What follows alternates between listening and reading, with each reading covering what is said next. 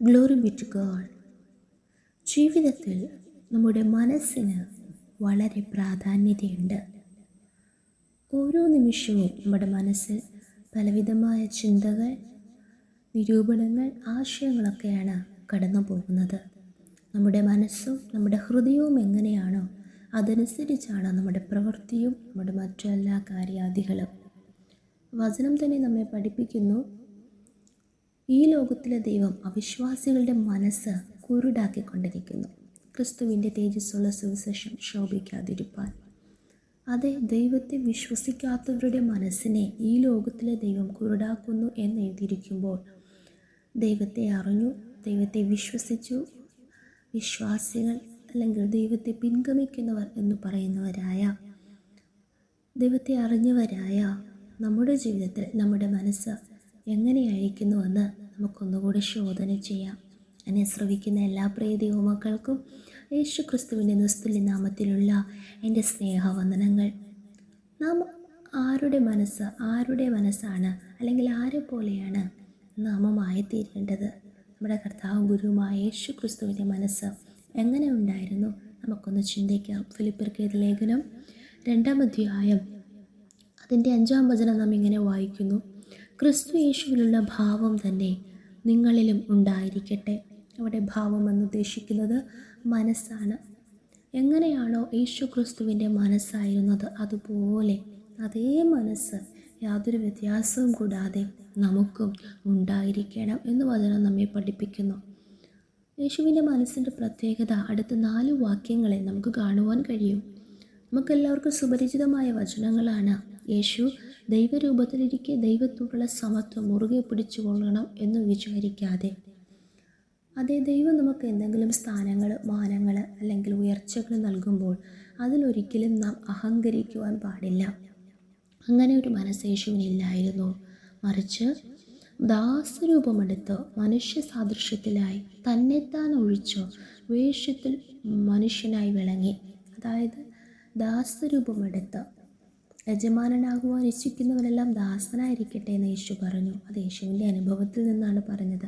നാമം താഴ്മ തിരിക്കുന്നവരായി മാറണം. വീണ്ടും നാം വായിക്കുന്നു, സ്തോത്രം, തന്നെ താൻ താഴ്ത്തി മരണത്തോളം, ക്രൂശിലെ മരണത്തോളം തന്നെ അനുസരണമുള്ളവനായി തീർന്നു. തൻ്റെ അവസാനത്തോളം താൻ മറ്റുള്ളവരെ സ്നേഹിച്ചു, പിതാവിനെ സ്നേഹിച്ചു, പിതാവിൻ്റെ കൽപ്പന പ്രകാരം ഓരോ കാര്യങ്ങൾ ചെയ്തു. തന്നെ താൻ താഴ്ത്തി, തൻ്റേതായ ഒരു കാര്യവും യേശു സംസാരിച്ചിട്ടോ പ്രവർത്തിച്ചിട്ടോ ഇല്ല. അങ്ങനെ ക്രൂശിലെ മരണത്തോളം പിതാവായ ദൈവത്തെ പൂർണ്ണമായി അനുസരിച്ചു. ഈ ഭാവം, ഈ മനസ്സ് നമുക്കും ഉണ്ടായിരിക്കണം. ചോദ്യം ചെയ്യാതെ സകലത്തെയും അനുസരിക്കുവാൻ, നമ്മെ തന്നെ പൂർണ്ണമായി താഴ്ത്തി, സ്തോത്രം, നമ്മെ തന്നെ ഒഴിച്ചു, നമ്മെ തന്നെ ശൂന്യമാക്കി ദൈവഹിതത്തിനായി പൂർണ്ണമായി സമർപ്പിക്കപ്പെടുവാൻ കർത്താവ് നമ്മെ സഹായിക്കുമാറാകട്ടെ. അതുകൊണ്ട് യേശുവിനെ ദൈവം എല്ലാ നാമത്തിലും മേലായ നാമം നൽകി ഉയർത്തി അനുഗ്രഹിച്ചു.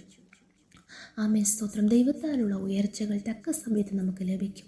എന്നാൽ അതുവരെയും നാം താഴ്മയോടെ, വിനയത്തോടെ, അനുസരണത്തോടെ, ദൈവഭക്തിയോടെ യാതൊരു അഹങ്കാരവും കൂടാതെ ദൈവസന്നിധിയിൽ കാത്തിരിക്കുമ്പോൾ കർത്താവ് നമുക്ക് വേണ്ടി പ്രവർത്തിക്കും. എന്നാൽ അപ്പോസ്തലനായ പൗലോസ് കൊരിന്ത്യർക്ക് ലേഖനം എഴുതുമ്പോൾ 2-ാം ലേഖനം 11-ാം അധ്യായം അതിൻ്റെ 3-ാം വചനത്തിൽ ഇങ്ങനെ എഴുതുന്നു, എന്നാൽ സർപ്പം ഹവ്വായെ ഉപായത്താൽ ചതിച്ചതുപോലെ നിങ്ങളുടെ മനസ്സ് ക്രിസ്തുവിനോടുള്ള ഏകാഗ്രതയും നിർമ്മലതയും വിട്ട് വഷളായി പോകുമോ എന്ന് ഞാൻ ഭയപ്പെടുന്നു. അതേ, നാമും യേശുവുമായിട്ട് വിവാഹ നിശ്ചയം ചെയ്തിരിക്കുന്നു. സ്നാനത്താൽ നാം സ്തോത്രം വിവാഹ നിശ്ചയം ചെയ്യപ്പെട്ടിരിക്കുന്നു. അങ്ങനെയുള്ളവർ ക്രിസ്തുവിലുള്ള ഏകാഗ്രതയും നിർമ്മലതയും വിട്ട് നമ്മുടെ മനസ്സ് വഷളായി പോകുമോ എന്ന് അപ്പോസ്തലനായ പൗലോസ് ഭയപ്പെടുന്നു എന്ന് പറയുന്നു.